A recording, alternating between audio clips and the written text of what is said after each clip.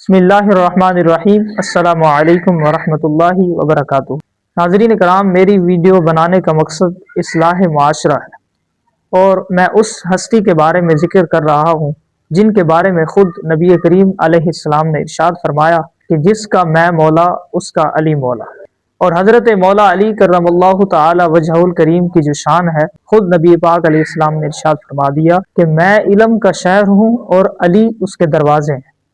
آپ کی شان میں آتا ہے کہ جب غزوہ خیبر میں نبی کریم علیہ السلام نے فرمایا کہ کل میں اس شخص کو جھنڈا دوں گا کہ جو اللہ اور اس کے رسول سے محبت کرتا ہے، اور اللہ اور اس کے رسول بھی اس سے محبت کرتے ہیں۔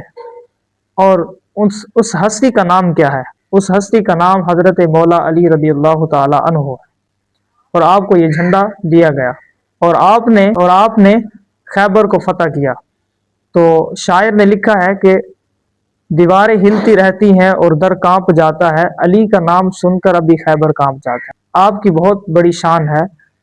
آپ کا ایک قول ہے کہ لوگوں سے ویسا سلوک کرو جتنا تم اپنے بارے میں سوچتے ہو۔